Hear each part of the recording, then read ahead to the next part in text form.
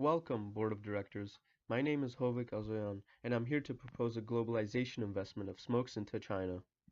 As you all are aware, China's economy has been booming and growing for some time now, providing a good base for many companies and businesses to invest in, build factories, or franchise like smokes should, for the reasons I'll discuss shortly. If we were to franchise in the country, Smokes would have no competition, high revenue due to its uniqueness as there are no other poutineries, and be in a country recognized for its cheap prices and extremely densely populated cities known for the unique foods available on every block. As well, China exists of mostly atheists and Taoists, all of whom have no dietary restrictions. This means that we can keep the menu available here and sell the same in China using much cheaper, same quality ingredients. We can keep the original name, slogan, logo, everything, as it doesn't copy any other in the country. Also, due to the country's low minimum wage requirement of just $477 a month, the company should not have any financial issues, especially when they become as popular in the country as all the other franchises which started out in the West.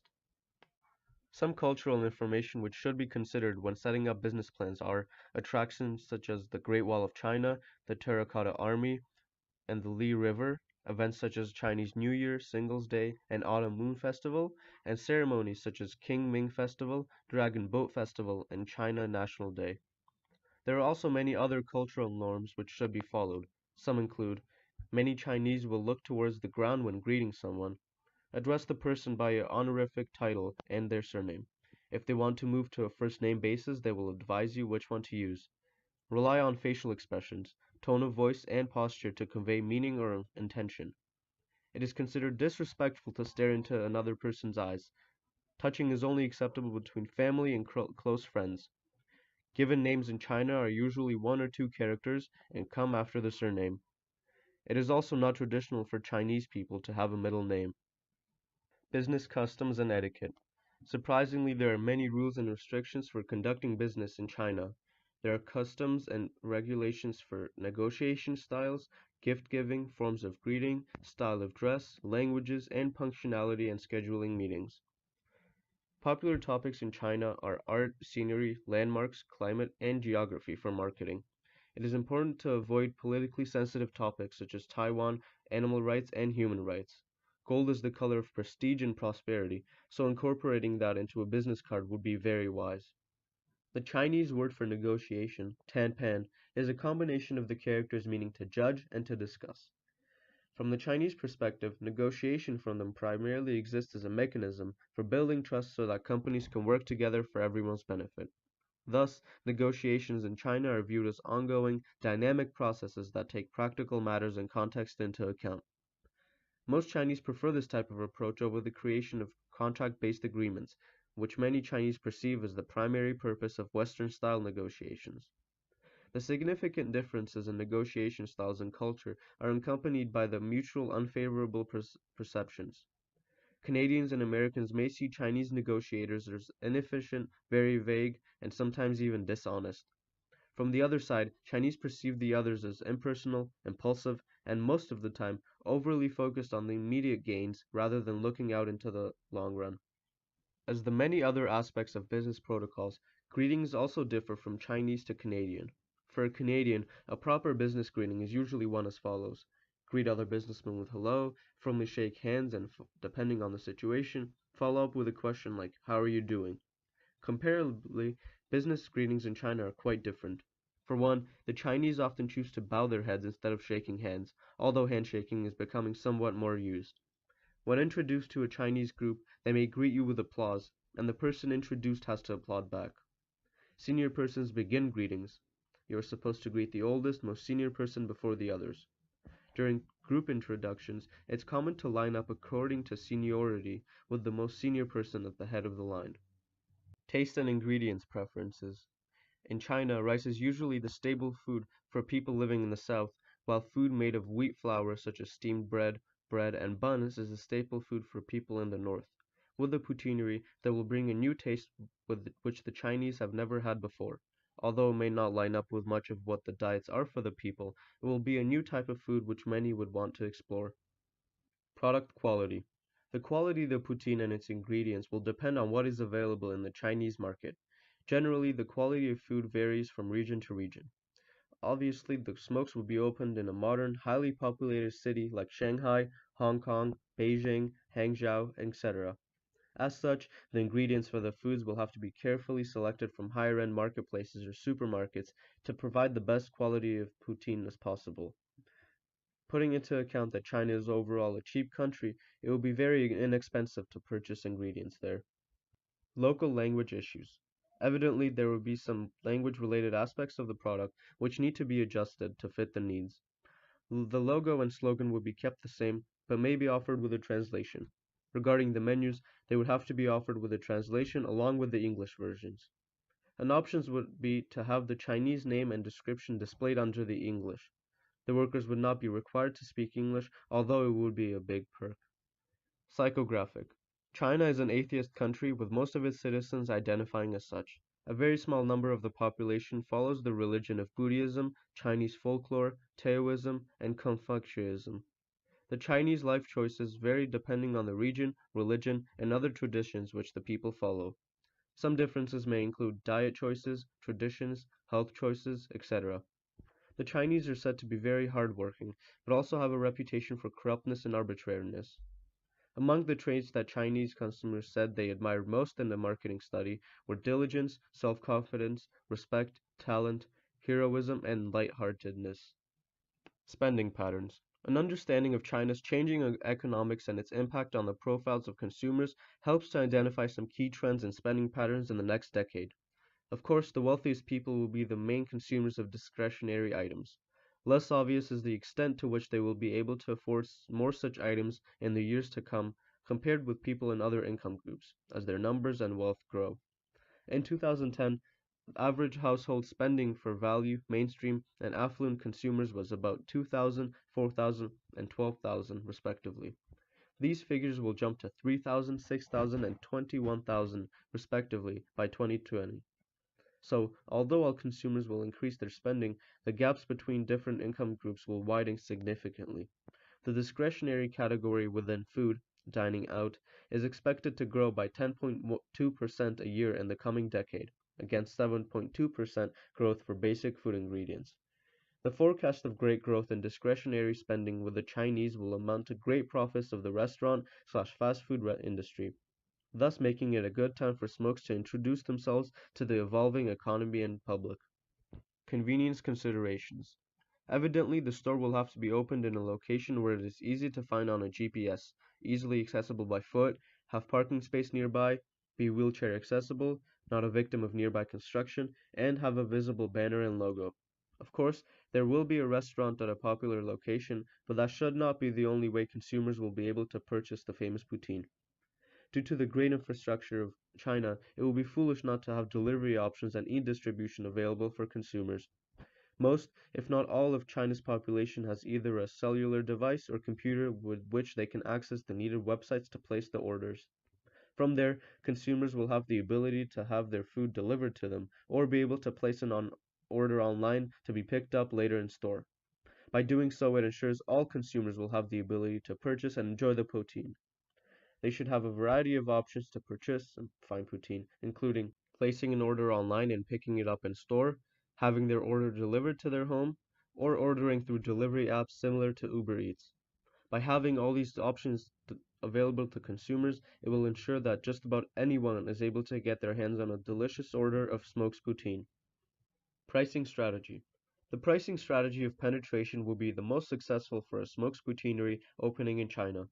Taking into account that China is a cheap country, smokes would have no financial problems keeping the prices relatively low for a short period of time after their initial opening, even if it means making close to normal profit.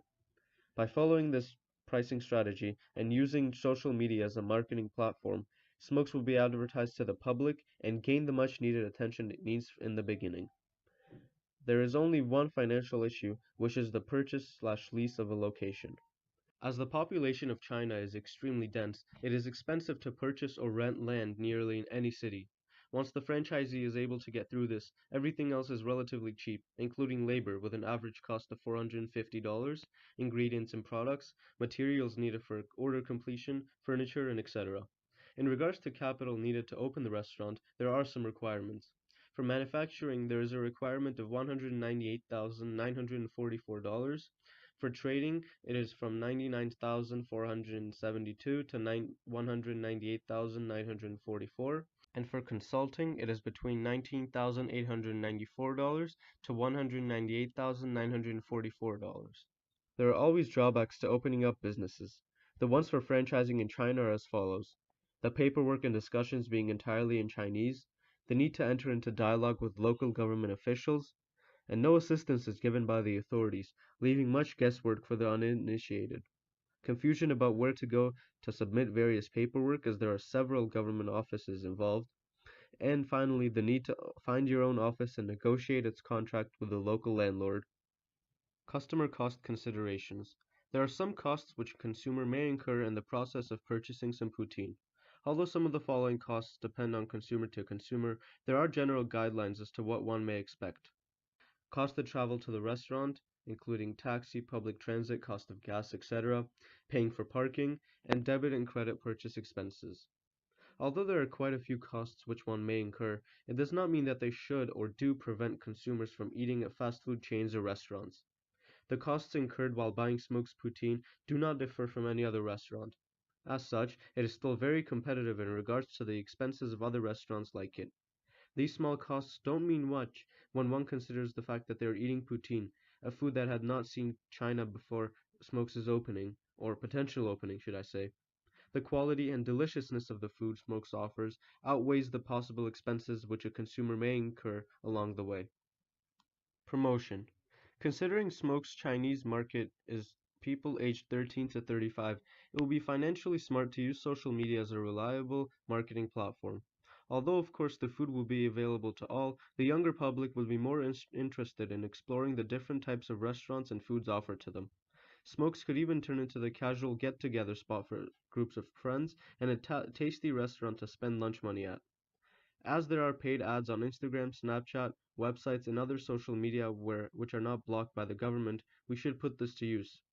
By advertising on these platforms, Smokes can ensure that they are reaching their target market, many of whom spend lots of time on all or some of the previously mentioned applications. Smokes can advertise on social media by creating accounts specifically for the Chinese restaurants. Although they have a general one for the restaurant, it will be wise to have individual accounts for each social media platform to encourage consumer-seller interactions and to build a better company in general. The target market will be motivated to go out and try something new instead of their usual restaurant or fast food locations. The attractive low prices, as well as the delicious look and smell of the food, would be enough to draw consumers into the restaurant. As well, word of mouth advertising and marketing in general would motivate the target market to go in and try the foods out. Smokes could give out free samples of their foods in order to attract attention from passerby. In small containers, they would have samples of the different types of poutines they offer. Strangers on the street would have the opportunity to try out Smokes' food and see for themselves just how good it is, all for free. Information about China. Population and languages. China, being the most populated country in the world with over 1.4 billion people and having some of the most densely populated cities in the world, makes it a very attractive country for investors. The average population density is 147.7 people per square kilometer. The capital city of Beijing has a population of 22 million, Chongqing with 30, Shanghai with 25, and Tianjin with 15. The most used language in the country are dialects of Mandarin, although all who go through the education system are taught English since kindergarten, so communicating and having writing in English would not be much of a problem. Communication. Telecommunications were established rapidly in China during the 1950s and 1960s. Following Hong Kong acquiring the highly advanced systems, China's telecommunication services were further enhanced.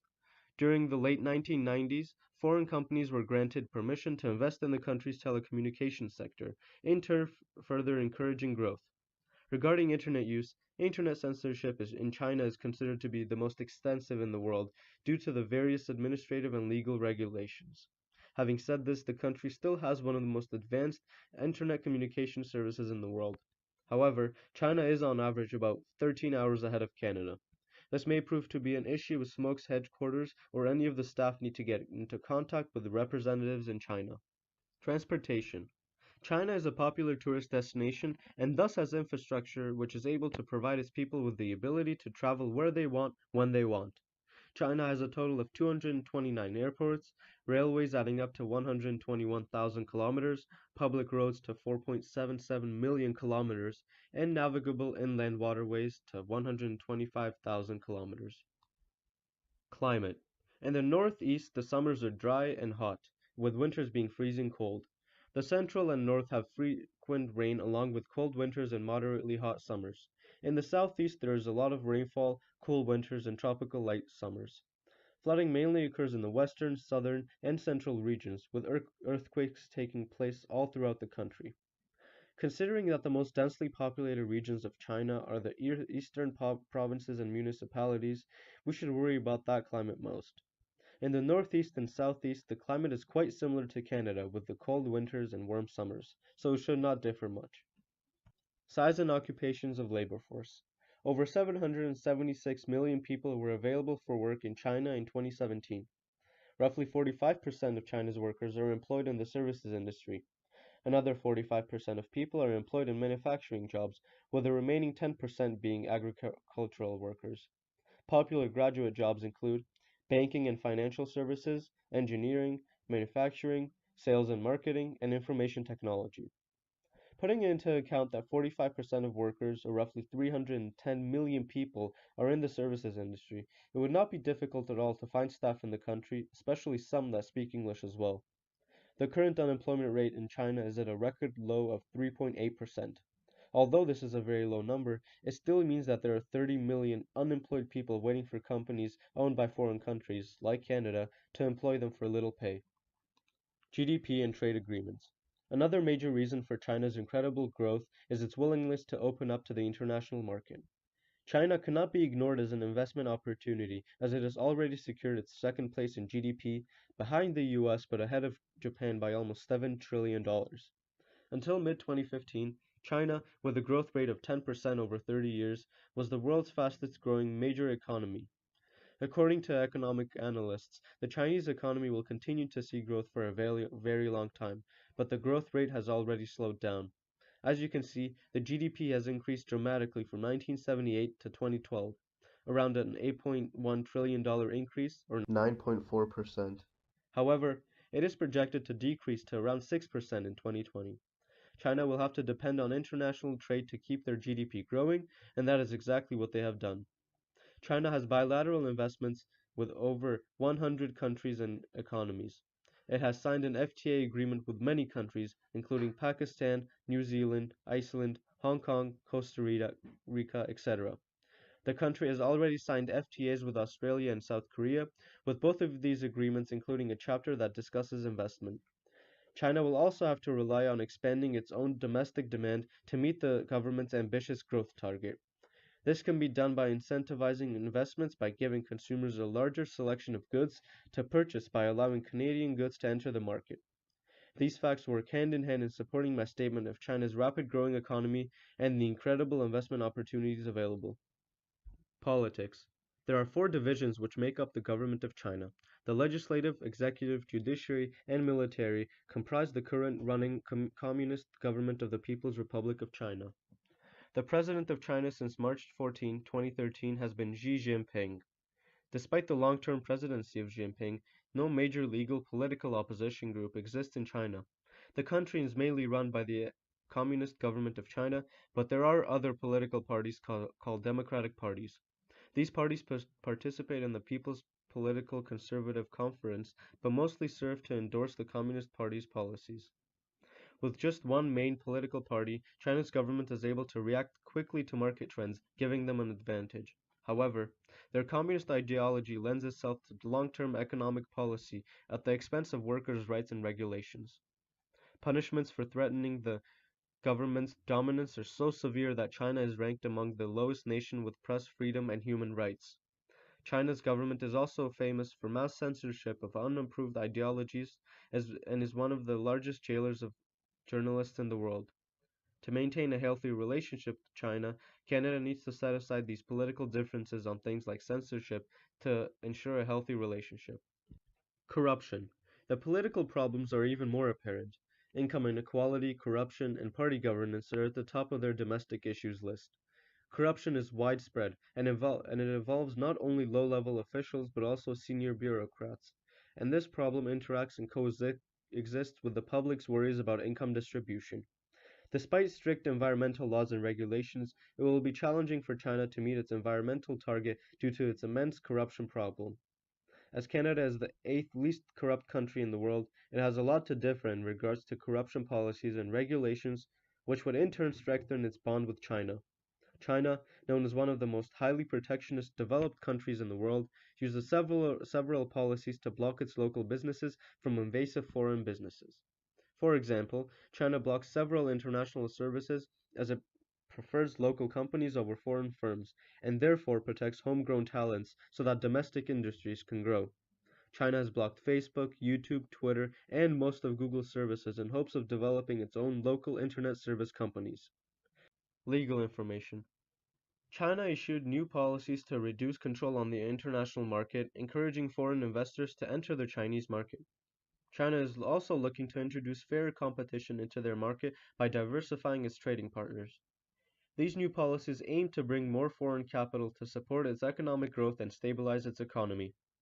China has become one of the top three destinations for foreign investments in the last decade, but the amount of foreign investments has actually decreased from 2015 to 2016. The new policies mentioned previously are intended to offset this difference by incentivizing foreign investments from countries like Canada. Economic information. Since the 1980s, the Communist government of China has been using the term socialist market economy to describe their country's economic system. China's economy is subject to market forces, with capitalists being involved. However, the party believes that the capitalists do not run their country. Industries can be owned by foreigners, individual citizens, or the state. Investors are still within the confines of state control in banking, including lending and credit. This means private Canadian companies will have to accept government trims in order to set up businesses in China. Advantages in infrastructure, demographics, and economic environment.